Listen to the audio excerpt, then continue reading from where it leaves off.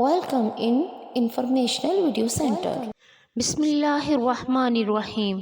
اللہ تبارک و تعالیٰ کے بابرکت نام سے شروع جو بڑا مہربان اور نہایت رحم فرمانے والا ہے۔ صدیق اکبر رضی اللہ تعالیٰ عنہ تجارتی سفر کر رہے تھے۔ راستے میں ایک گرجے کے قریب سے گزرے اور وہاں ایک رات بسر کرنے کی اجازت مانگی۔ گرجے کے راہب نے آپ کو بلایا اور نام پوچھا۔ جب آپ نے نام بتایا تو راہب گہری سوچ میں ڈوب گیا۔ پھر کئی 100 سال پرانی کتاب کھولی اور کبھی آپ کو دیکھتا ہے کبھی کتاب کو۔ صدیق اکبر رضی اللہ تعالی عنہ نے حیرت سے پوچھا، کیا بات ہے؟ راہب حیرت سے بولا، السلام علیکم ورحمۃ اللہ وبرکاتہ۔ انبیاء اکرام علیہ السلام کے بعد انسانوں میں سب سے افضل شخصیت حضرت صدیق اکبر رضی اللہ تعالی عنہ کی ہے، جنہیں رسول اللہ صلی اللہ علیہ وآلہ وسلم اپنا خلیل بنانا چاہتے تھے، جن کو قرآن کریم میں اللہ نے سچائی کی تائید کرنے والا اور حق و سچ کا پیکر پرتو قرار دیا، جنہوں نے زمانہ جاہلیت میں بھی شراب، جوا اور ہمہ جہتی منکرات سے اجتناب کیا، جن کے بارے میں خلیفہ عادل حضرت عمر فاروق رضی اللہ تعالی عنہ نے فرمایا کہ میں ان کے مقام و مرتبہ تک کبھی نہیں پہنچ سکتا، وہ جنہیں آپ صلی اللہ علیہ وآلہ وسلم نے مسلمانوں کی امامت تفویض کی، جنہیں جنت کے سبھی دروازے سے داخل ہونے کی دعوت دیں گے، وہ جس نے اسلام اور پیغمبر اسلام صلی اللہ علیہ وآلہ وسلم پر اس قدر احسان کیے کہ خود رسول اللہ صلی اللہ علیہ وآلہ وسلم کو ارشاد فرمانا پڑا کہ ان کے احسانات کا بدلہ خود اللہ تعالیٰ چکائیں گے، وہ جو صرف عشرہ مبشرہ میں شامل ہی نہیں بلکہ رسول اللہ صلی اللہ علیہ وآلہ وسلم نے فرمایا کہ تم میرے حوض کوثر میں بھی رفیق ہوگے، جیسے کہ سفر ہجرت میں میرے ساتھ تھے۔ وحی کے بعد رسول اللہ صلی اللہ علیہ وآلہ وسلم کی گھبراہٹ کو زائل کرنے کے لیے ام المؤمنین حضرت خدیجہ رضی اللہ تعالی عنہا نے آپ صلی اللہ علیہ وآلہ وسلم سے جو صفات بیان کی تھی کہ اللہ تعالیٰ آپ کو کبھی نقصان نہیں پہنچنے دے گا، کیونکہ آپ ناداروں کی مدد کرتے ہیں، مہمان نوازی کرتے ہیں، حق بات پر لوگوں کا ساتھ دیتے ہیں، صلح رحمی کو اختیار کرتے ہیں، کمزوروں کا بوجھ اٹھاتے ہیں۔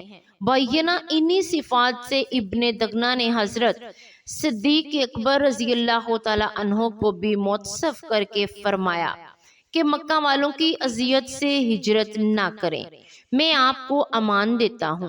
پیارے نبی صلی اللہ علیہ وآلہ وسلم کی عمر مبارک کا 40واں سال تھا اور رسالت محمدی کے اعلان کا وقت اب بہت قریب آ گیا۔ کائنات کا ذرہ ذرہ فاران کی چوٹی سے نشر ہونے والے پیغام کے لیے گوش بر آواز تھے۔ حضرت ابوبکر صدیق رضی اللہ تعالی عنہ اس وقت مکہ کے صرف ایک دیانتدار فیاض تاجر تھے۔ اس درمیان میں انہیں تجارتی مہم پر ملک شام کا ایک سفر درپیش ہوا اور وہ ضروری تیاریوں کے بعد روانہ ہو گئے۔ ان کے ساتھ ان کا وفادار غلام بھی ان کے شریک سفر تھا۔ راستہ طے ہوتا رہا، منزلیں بدلتی رہیں، ہفتوں چلتے رہے۔ اب ملک شام کی سرحد شروع ہو گئی تھی۔ عربی سوداگر کا مختصر سا قافلہ اب ملک شام کی حدود میں داخل ہو چکا تھا۔ ایک دن ایسا ہوا کہ ایک لکودک صحرا سے گزرتے ہوئے شام ہو گئی تھی۔ حیرانی کے عالم میں اونٹنی کی مہار تھامے ہوئے تیز تیز قدموں سے چلنے لگی کہ فضا میں رات کی تاریکی بھی جذب ہونے لگے۔ پہلے پہلے ہی جنگل کی حدود سے باہر نکل جائیں رحمت باری شریک حال تھی۔ چند ہی قدم چلنے کے بعد جنگل کی حد ختم ہو گئی تھی۔ اب کھلے میدان کا اجالا نگاہوں کے سامنے تھا۔ ویسے یہ کہنے کی ضرورت نہیں ہے کہ مسافر کی شام کتنی اداس اور اندوہناک ہوتی ہے۔ بہرحال ظلمات سے باہر نکلنے کے بعد یہ بھی فکر بہت زیادہ تھی کہ رات کہاں بسر کی جائے گی۔ خدا کی شان کی تھوڑی ہی دور فاصلے پر عیسائیوں کا ایک کلیسا نظر آیا۔ آبادی کا نشان دیکھتے ہی جان میں جان آ گئی۔ رات گزارنے کے لیے ایک پناہ گاہ مل گئی تھی۔ قافلے کی اونٹنی کلیسا کے سامنے پہنچ کر کھڑی ہو گئی۔ سنسان ویرانے میں آدمیوں کی آہٹ پا کر ایک شخص باہر نکلا اور حیرت اور تجسس کے ساتھ پوچھنے لگا، آپ لوگ کون ہیں؟ کہاں سے آ رہے ہیں؟ حضرت ابوبکر صدیق رضی اللہ تعالی عنہ نے جواب دیا، ہم عرب کے تاجر ہیں۔ مکہ جہاں خدا کا محترم گھر ہے، وہاں ہمارا مسکن ہے۔ ملک شام جاتے ہوئے غالباً راستہ بھول کر ہم ادھر نکل آئے ہیں۔ کلیسا میں ایک رات بسر کرنے کی اجازت چاہتے ہیں۔ اس شخص نے جواب دیا، یہ کلیسا عیسائی مذہب کے ایک بہت بڑے راہب کی عبادت گاہ ہے۔ ساری دنیا میں سے وہ اپنا رشتہ منقطع کر کے سالوں سے یہاں یاد الہی میں مصروف ہے۔ صرف مجھے یہ اعزاز حاصل ہے کہ میں ان کے قریب جا سکتا ہوں۔ میرے سوا کسی کو ان کے خلوت قدے میں قدم رکھنے کی اجازت بھی نہیں۔ مجھے ان کی خدمت میں رہتے ہوئے 25 سال ہو گئے ہیں۔ ٹھیک ایک شیخ کی طرح انہوں نے ہماری روحانی تربیت بھی کی۔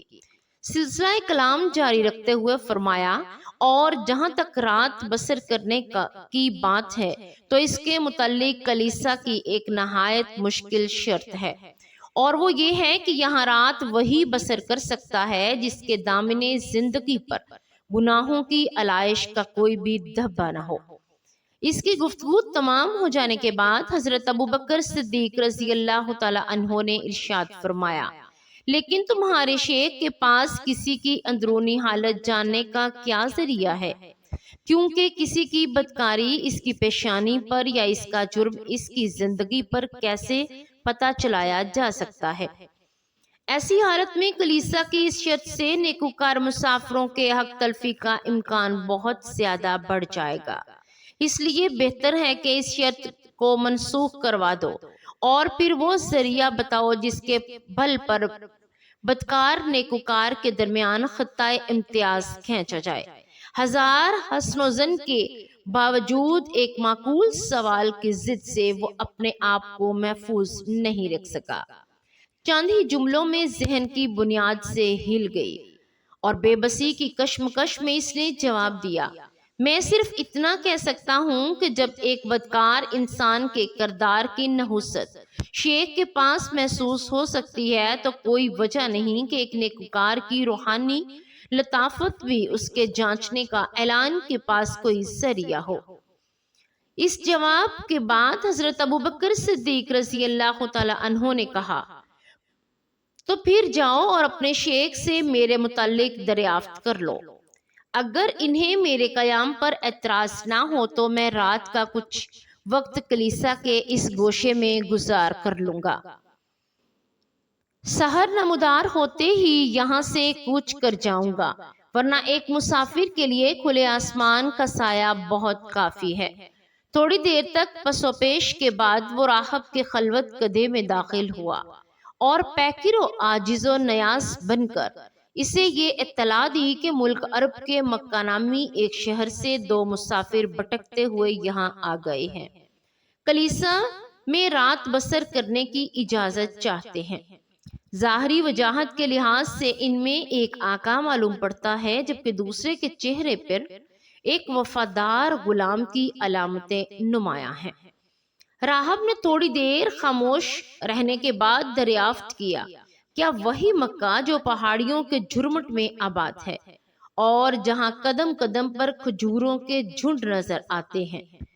خادم نے جواب دیا، میں نے یہ تفصیل نہیں معلوم کی، اگر اجازت ہو تو دوبارہ جا کر دریافت کر لو۔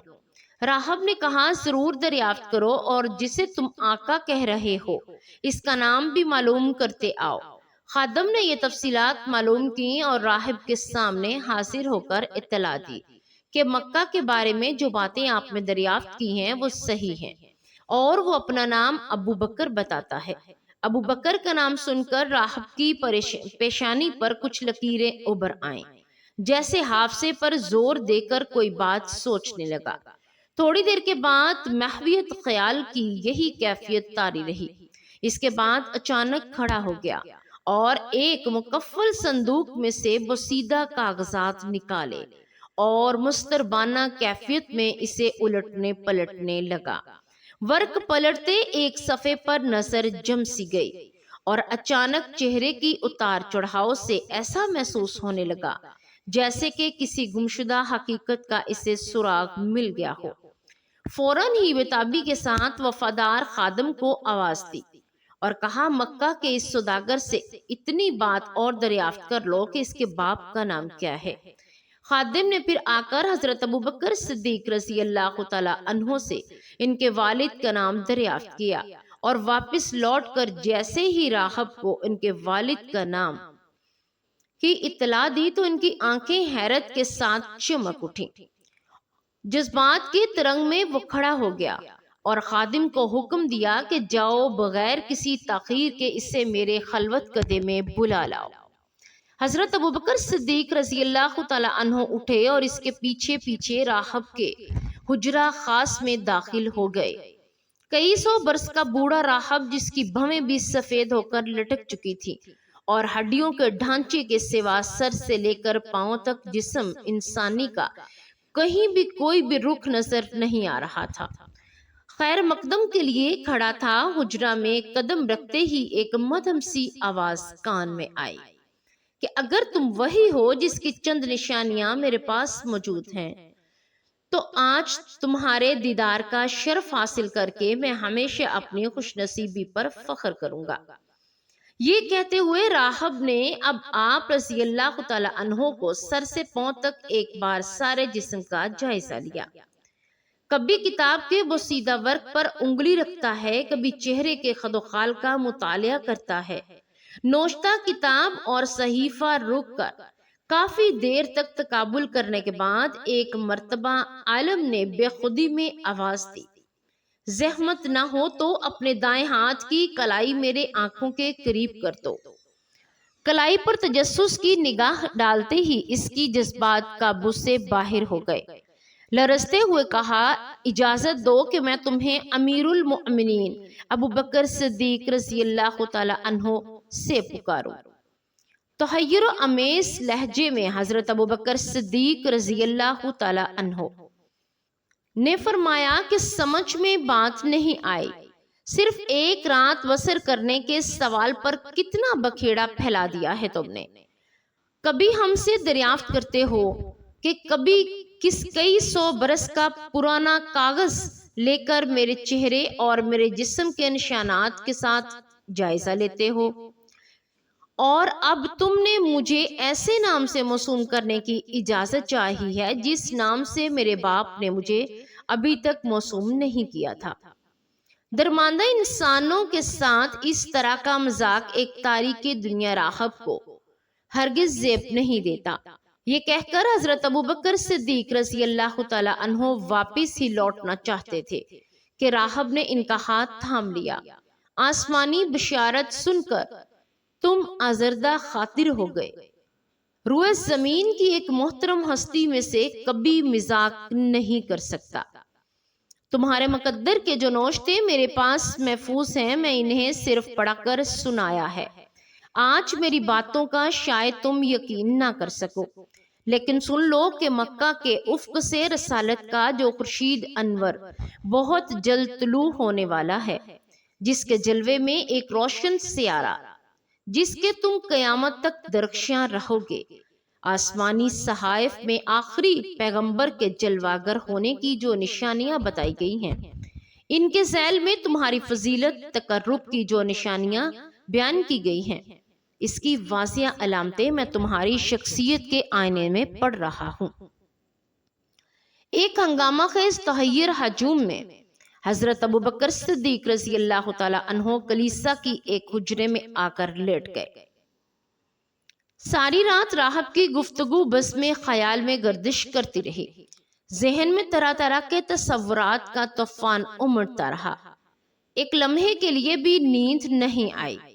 صبح کو جب رخصت ہونے لگے تو راہب کی الوداعی ملاقات کا منظر بڑا ہی دردناک تھا۔ اشکبار آنکھوں سے پیشانی کا بوسہ لیتے ہوئے بوڑھے راہب کا یہ جملہ مکہ کی واپسی تک ان کے حافظے پر نقش رہا۔ تمہاری زندگی میں فیضان الہی کی جب وہ سحر طلوع ہو تو مجھے بھی وقت دعاؤں میں یاد رکھنا۔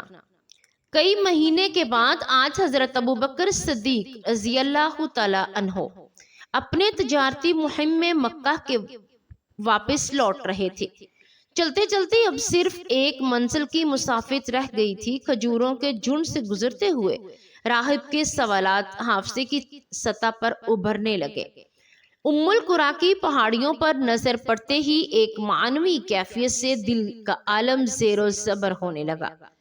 فطرت الہی کی کوشش میں اونٹنی کی رفتار بھی تیز ہو گئی تھی۔ مکہ کی آبادی میں داخل ہوتے ہی کہیں سے ابو جہل نے دیکھ لیا۔ انہوں نے فوراً سے یہ خبر سنائی کہ شاید تمہیں معلوم نہیں ہوگا، تمہارے جانے کے بعد یہاں کیا گل کھلا ہے۔ حضرت ابوبکر صدیق رضی اللہ تعالی عنہ نے جواب دیا، کوئی اہم واقعہ رونما ہوا ہے تو سناؤ۔ ابو جہل نے طنز کرتے ہوئے کہا، عبداللہ کے بیٹے محمد صلی اللہ علیہ وآلہ وسلم کے متعلق تم بھی جانتے ہو کہ اپنے قبیلے میں وہ کتنا معزز اور ہر دل عزیز تھا۔ وہ کہتا ہے میں خدا کا آخری پیغمبر ہوں، میرے پاس ایک فرشتہ آسمان سے وحی لے کر اترتا ہے۔ اب وہ اپنے آباء و اجداد کے خداؤں کی مذمت پر اتر آیا ہے۔ لات و حبل کے سنگ آستان سے باغی بنا کر وہ لوگوں کو ایک خدا کی پرستش کی دعوت دے رہا ہے۔ اس اقدام پر سارے مکہ میں غیظ و غضب کی ایک آگ بھڑک اٹھی۔ قوم میں تمہاری ذہانت سنجیدگی ضرب المثال ہے۔ عام طور پر تمہاری بات کا بہت زیادہ وزن محسوس کیا جاتا ہے۔ ہمیں امید ہے کہ اس فتنے کی سرکوبی میں تم اپنی بہترین صلاحیتوں کا مظاہرہ کرو گے، اپنی قوم کو شکر گزار بناؤ گے۔ ابو جہل کی گفتگو سن کر حضرت ابوبکر صدیق رضی اللہ تعالی عنہ کی نگاہوں کے سامنے ایک نئی زندگی کا مستقبل چمکنے لگا۔ راہب کی پیش گوئی بظاہر حقیقت کے سانچے میں ڈھلتی ہوئی محسوس ہونے لگی۔ جذبات کے تلاطم پر قابو پاتے ہوئے انہوں نے جواب دیا، ابھی تو میں ایک طویل سفر سے واپس لوٹ رہا ہوں، چہرے کی گر تک صاف نہیں کر سکا ہوں۔ بطور خود حالات واقعات کا جائزہ لینے کے بعد ہی کوئی رائے قائم کر سکوں گا۔ ابھی سربراہ اجرت میں کیا کہہ سکتا ہوں۔ ابو جہل سے پیچھا چھڑا کر سیدھے اپنے گھر تشریف لائے اور غلبہ شوق اور جذب الطلب نے اتنی بھی مہلت نہیں لینے دی کہ سامان اتار کر گھر میں قدم رکھتے۔ اس مسافرانہ سجدج میں بنو ہاشم کے قبیلے کی طرف نکل پڑے، سیدھے ابو طالب کے گھر پہنچے اور سرکار اقدس صلی اللہ علیہ وآلہ وسلم کی بابت دریافت کی۔ معلوم ہوا کہ وہ کوہ ابو قبیس کی طرف تشریف لے گئے ہیں۔ آپ ایک نامعلوم وارفتگی شوق کے عالم میں جیسے ہی وہ کوہ ابو قبیس کے قریب پہنچے تو دیکھا کہ دامنے کوہ میں سرکار دو عالم صلی اللہ علیہ وآلہ وسلم ایک چٹان پر تشریف فرما ہے۔ عارضی تابہ سے رحمت نور کا آبشار پھوٹ رہا ہے۔ قدموں کو آہٹ پاتے ہی رخ اٹھا کر دیکھا اور مسکراتے ہوئے ارشاد فرمایا، مبارک ہو، تمہارا آنا مبارک ہو۔ خیر مقدم اور اندازہ بتا رہا تھا کہ وہ یوں ہی نہیں بیٹھے تھے، کسی نئے آنے والے کا انتظار تھا۔ انہیں اللہ نے نبوت کے بعد حضرت ابوبکر صدیق رضی اللہ تعالی عنہ کی یہ پہلی ملاقات تھی۔ مسرتوں کے انوار سے حضور اکرم صلی اللہ علیہ وآلہ وسلم کا چہرہ جگمگا رہا تھا۔ حضرت ابوبکر صدیق رضی اللہ تعالی عنہ اپنے نوشتہ تقدیر کا انجام دیکھنے کے لیے حیرانی کے عالم میں خاموش ہی کھڑے تھے کہ گل قدوس کی پتیوں کو حرکت ہوئی اور کشور دل کو فتح کرنے والی ایک آواز فضا میں بکھر گئی، ابو بکر کلمہ حق کی طرف سبقت کرنے والے، پیچھے آنے والوں کا انتظار نہ کرو۔ اللہ کا آخری پیغمبر تمہیں حیات سرمدی کی دعوت دے رہا ہے، اس سے بغیر کسی پس و پیش کے قبول کر لو۔ حضرت ابوبکر صدیق رضی اللہ تعالی عنہ نے سر جھکاتے ہوئے جواب دیا، اللہ کے رسولوں کے متعلق میں نے سنا ہے جب وہ دنیا میں مبعوث ہوتے ہیں تو منصب رسالت کی تصدیق کے لیے اپنے ہمراہ کچھ نشانیاں لے کر آتے ہیں۔ میں بھی اپنے دائیں اطمینان قلب کے لیے کسی نشانی کا امیدوار ہوں۔ بعض مورخین نے یہ بات لکھی ہے، لیکن اکثریت کا یہی کہنا ہے کہ صدیق اکبر بغیر کسی دلیل کے طلب کیے اسلام میں داخل ہو گئے۔ رائج قول بھی یہی ہے۔ سرکار دو عالم صلی اللہ علیہ وآلہ وسلم نے حضرت ابوبکر صدیق رضی اللہ تعالی عنہ کی طرف دیکھ کر فرمایا، نشانیوں سے گزرنے کے بعد بھی تمہیں اب تک نشانی کی احتیاج باقی رہ گئی ہے۔ کلیسا کی سنسان رات کو بھی ابھی زیادہ دن نہیں گزرے تھے۔ میری رسالت کی تصدیق کے لیے کیا آسمانی صحائف کے وہ نوشتے کافی نہیں ہیں جنہیں رات کی تنہائی میں اس بوڑھے راہب نے تمہیں پڑھ کر سنائے تھے؟ پھر روح تمام کا وہ اضطراب مسلسل جس کا تمہاری آنکھوں کی نیند اڑا دی اور تمہیں غبار آلود چہرے کے ساتھ کشاں کشاں کھینچ کر یہاں لایا۔ کیا میری رسالت کے اقرار کے بعد بھی اس کی تسکین کا اور کوئی سامان ہو سکتا تھا؟ حضرت ابوبکر صدیق رضی اللہ تعالی عنہ یہ سن کر پکار اٹھے، صدقتا یا رسول اللہ، صدقتا یا رسول اللہ، سچ فرمایا اللہ کے سوا کوئی عبادت کے لائق نہیں، اور میں گواہی دیتا ہوں کہ اللہ کے سوا کوئی عبادت کے لائق نہیں، اور آپ اللہ تعالیٰ کے سچے رسول ہیں۔ نبی اکرم صلی اللہ علیہ وآلہ وسلم پر ایمان لانے والے سیدنا ابوبکر صدیق رضی اللہ تعالی عنہ سب سے پہلے انسان ہیں۔ ظاہری النبوت سے پہلے ہی رسول اللہ صلی اللہ علیہ وآلہ وسلم صادق اور امین کے لقب سے مشہور تھے۔ آپ کی سچائی پر اعتبار کرنے والے اور ایمان لانے والے حضرت ابوبکر صدیق رضی اللہ تعالی عنہ کو صدیق کا لقب ملا تھا۔